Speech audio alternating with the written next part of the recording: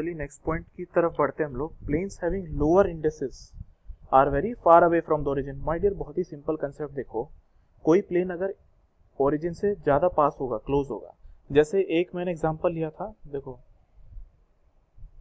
एक प्लेन अपन ने ABCD लिया था, एक प्लेन आपको ध्यान है बीच में लिया था यहाँ पर, जिसका इंटरसेप्ट एक्स एक्सिस पर एक की जगह आधा था, तो उसका मिलर इंडेक्स क्या हो गया था 200, ठीक है।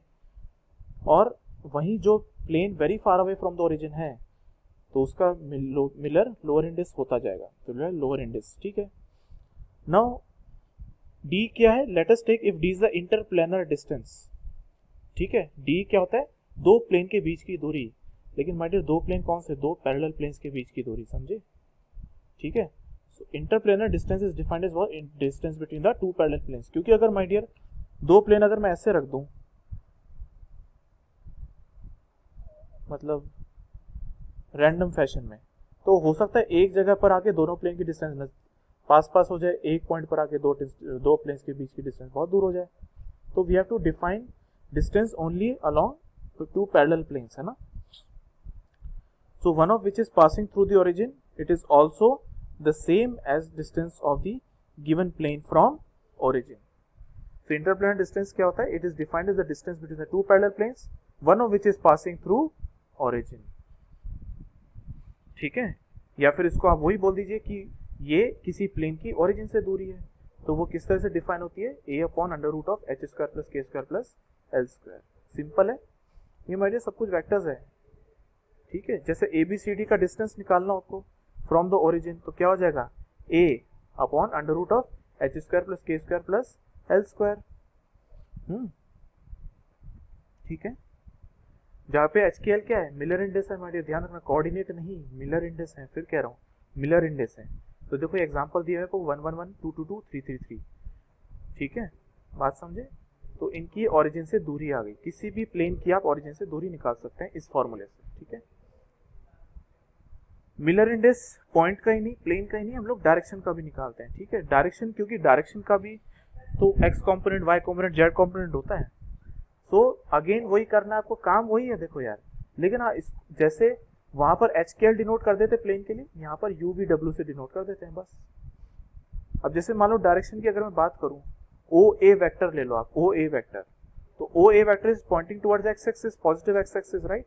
तो इसका क्या है 1 0 0, और यूनिट वेक्टर है, यूनिट वेक्टर। OB का क्या है, अब देखो OB प्लेन, OB देखो, OB का जो है डायरेक्शन, वो इसका कुछ कंपोनेंट x पे लाई करता है, कुछ y पे लाई करता है ना, क्योंकि OB फेस डायगोनल के अलोंग है, तो x कंपोनेंट बराबर y कंपोनेंट है कि नहीं, बिल्कुल सही बात है। तो मिलर इंडेक्स क्या हो जाएगा 1 0। OC देखो, OC एक ऐसा डायरेक्शन है माय डियर जिसका जो y कंपोनेंट है वो आधा है, ठीक है। देखो a/2, जबकि इसका x कंपोनेंट क्या है a, y कंपोनेंट है आधा, तो x कंपोनेंट है a, ठीक है। तो जब आप रैशनलाइज करेंगे, उल्टा करेंगे, तो जो वही बात है ना, जो नजदीक है, C किसके नजदीक है ज्यादा, y के नजदीक है, y एक्सिस के ज्यादा नजदीक है ना, तो जिससे ज्यादा नजदीक होता है उसके कॉरेस्पॉन्ड मिलर इंडेक्स ज्यादा होता है, ठीक है। x एक्सिस से दूर लाई करता है तो x एक्सिस से मिलर इंडेक्स कम होगा। OD वहीं दूसरी तरफ क्या है, OD क्या है, face my dear body diagonal है, तो बॉडी डायगोनल के लिए x y z तीनों कोऑर्डिनेट क्या है 1 1 1, तो मिलर इंडेक्स भी हो जाएगा। आई होप इट्स क्लियर, देख लेना इसको। तो characteristic of Miller index of direction, ठीक है। Now when the direction is perpendicular to an axis, when a direction is perpendicular to an axis, is Miller index on that axis is 0। फिर से बोल रहा हूं, when a direction is perpendicular to any axis, ठीक है, perpendicular है, ये sign है परपेंडिकुलर का, ठीक है, मैं बना दे रहा हूं, ये ऐसे डायरेक्शन है ना, मतलब ऐसे इस तरीके से डिनोट करते हैं ना perpendicular. So when a direction is perpendicular, ठीक है, is perpendicular to an axis, it's Miller index on that axis is 0, ठीक है। जैसे कि OA किसके परपेंडिकुलर है, Z के परपेंडिकुलर है और Y के परपेंडिकुलर है, तो Y Z के मिलर इंडेक्स क्या है 0, simple. Two parallel directions will have quantitatively, देखो जैसे वहां पर प्लेन की बात की थी वैसे यहाँ डायरेक्शन की बात है, सिंपल। तो उनके क्या होगी, सेम मिलर इंडेक्स होगा except for the arithmetic sign of the non zero Miller index. वही बात आ गई ना, जो वहां प्लेन के लिए की थी वही यहाँ पर अब डायरेक्शन के लिए कर रहे हैं। Now two directions u1 v1 w1 u2 v2 w2 will be perpendicular. क्या होगा अगर डॉट प्रोडक्ट 0 होगा? वही बात आ गई ना, u1 u2 plus v1 v2 plus w1 w2 will B 0, है कि नहीं? सी सिंपल। और वही देखो कोसाइन, अगेन वही फॉर्मूला, ठीक है। अब देखो यहाँ पर प्लस नहीं लिखा हुआ है ना, वही मैं कह रहा था, यहाँ पर इनटू आएगा, ठीक है। ये दोनों इनटू हैं, दिस इनटू दिस डिनोमिनेटर में, ठीक है। अरे यहाँ तक बात समझे? तो इस तरीके से दे रखा है, ठीक है। Miller index of the direction easily निकाल पाएंगे कि नहीं? अच्छा, आई थिंक ये 2 बार रिपीट हो गया, okay, no problem, right. A plane and a direction having the same Miller index are perpendicular to each other. इसको जरा विजुअलाइज कर सकते हो माय डियर? अगर थोड़ा विजुअलाइज करोगे, वेक्टर्स पे थोड़ा जोड़ दोगे ना वेक्टर के कॉन्सेप्ट पे, तो इजीली समझ आएगा। अब देखो, इसको प्रूव भी कर देता हूँ मैं कि एक प्लेन और अगर एक डायरेक्शन अगर उनका मिलर इंडेक्स सेम है तो वो परपेंडिकुलर एक दूसरे के। देखो बहुत ही सिंपल है प्रूव करना।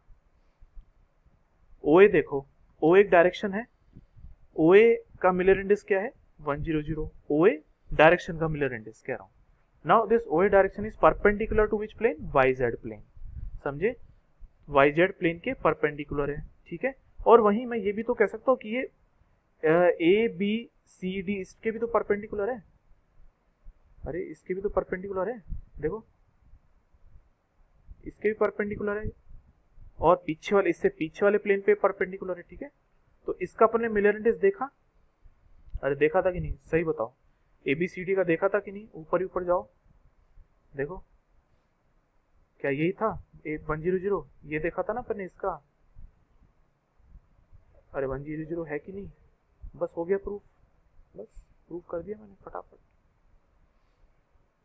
है ना। ये मिटा देता हूँ क्योंकि क्या है, मेमोरी खाता है थोड़ा, ठीक है। तो प्रूव कर दिया इजीली यार, तो कोई सरप्राइजिंग फैक्ट नहीं था वो, बस आपको विजुअलाइज कराने के लिए मैंने छोटा सा प्रूफ कर दिया। अच्छा, ये बाद में एक और चीज लिखा कि density calculation in crystal structure. My dear, ये भी हम कर चुके हैं एक तरीके से। ये अपन ने सॉरी नहीं किया, किया नहीं शायद ना, ओके नहीं किया, ठीक है। निकालना अगेन सिंपल है। देखो डेंसिटी अगेन बेसिक कंसेप्ट से चलते हैं। डेंसिटी क्या होता है? मास अपॉन वॉल्यूम, है ना। सो मास, किसका मास माय डियर? देखो यूनिट सेल में मतलब किससे है? हमें तो एटम से मतलब है ना, जो इफेक्टिव नंबर ऑफ एटम्स है। तो mass of the effective number of atoms divide by what? Volume of unit cell. Volume पूरी यूनिट सेल का आएगा माय डियर, ठीक है। तो ये आपको क्या लगता है डेंसिटी किसकी आएगी? ये यूनिट सेल की इफेक्टिव डेंसिटी आएगी, ठीक है। कितनी डेंसिटी मतलब से एटम्स ने घेर रखा है, ठीक है। तो अब ये मास कैसे निकला? मास मतलब कितने एवरेज नंबर ऑफ एटम्स हैं या फिर कितने इफेक्टिव एटम्स हैं in the unit cell into atomic mass, ठीक है। तो ये इसका तो कोई यूनिट यूज ना, एटम्स, नंबर ऑफ एटम्स है ये क्या होता है? Atomic mass unit, that is in gram per mole. जैसे ऑक्सीजन का क्या होता है? O2 का 32, ठीक है, उस तरीके से grams per mole divided by volume of unit cell. My dear बहुत ध्यान से सुना, देखो पहले ही मैंने बात कर दी क्या? पर मोल। अब मोल, एक मोल में कितने atoms? 6.023 into 10 to the power 23 Avogadro's number. So volume of unit cell कैसे निकालेंगे?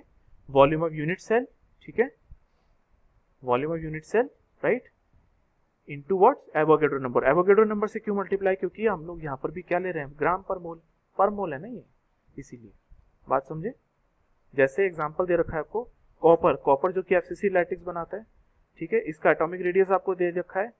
अच्छा माय डियर, आपको ये पता होना चाहिए कि FCC लैटिक्स बनाता है ना, थोड़ा सा याद रखना है एलिमेंट्स के बारे में, ठीक है। वर्स्ट केस में क्या हो सकता है? कोई एक एलिमेंट दे दिया और उसका रेडियस दे दिया, एटॉमिक मास दे दिया, पूछ लेगा डेंसिटी क्या है।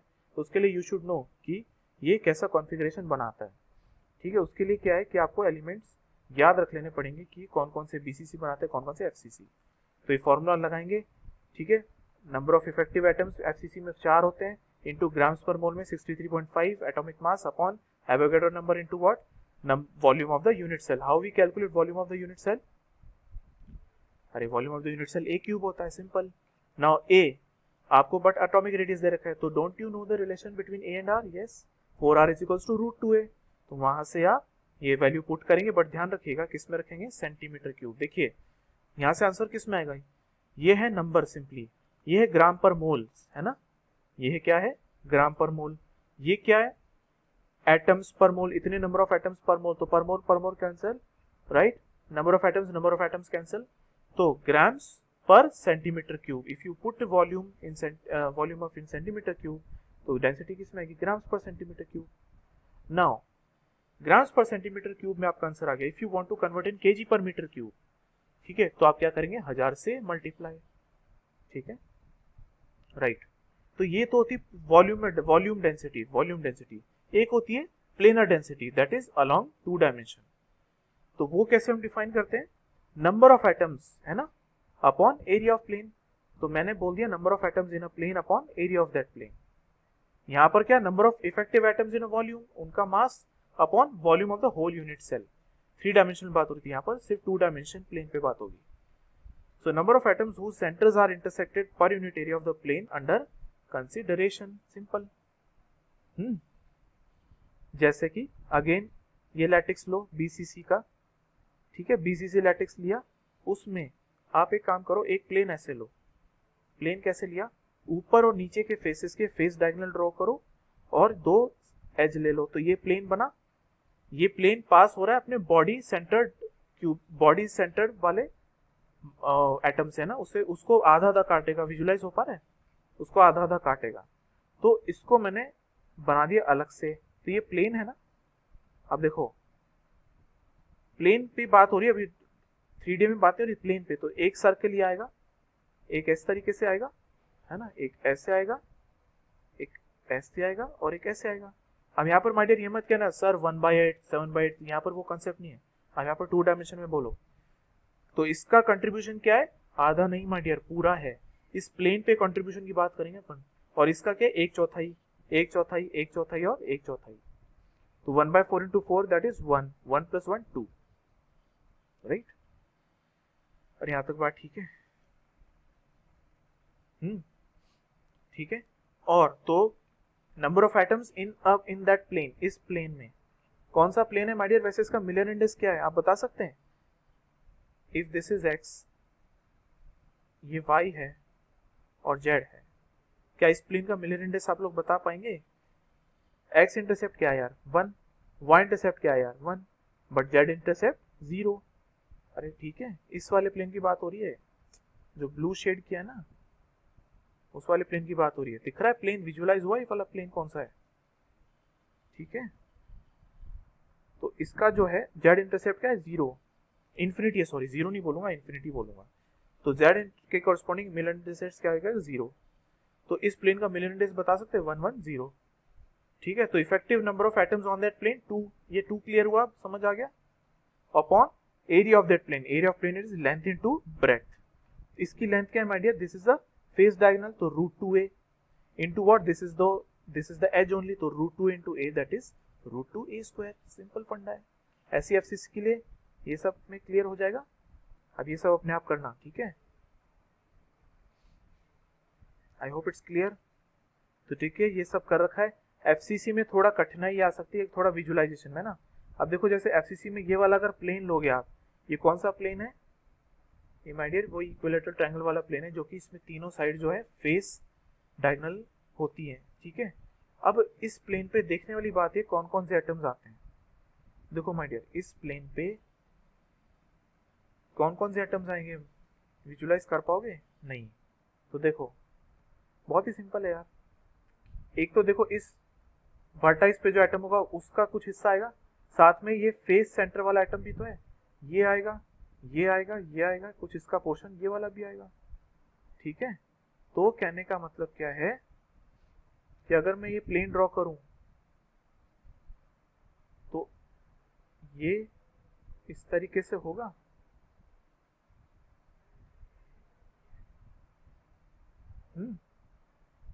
सही बात। ये कितना है, आधा आधा दिखाई दे रहा है, ये तो विजुअलाइज हो जाएगा।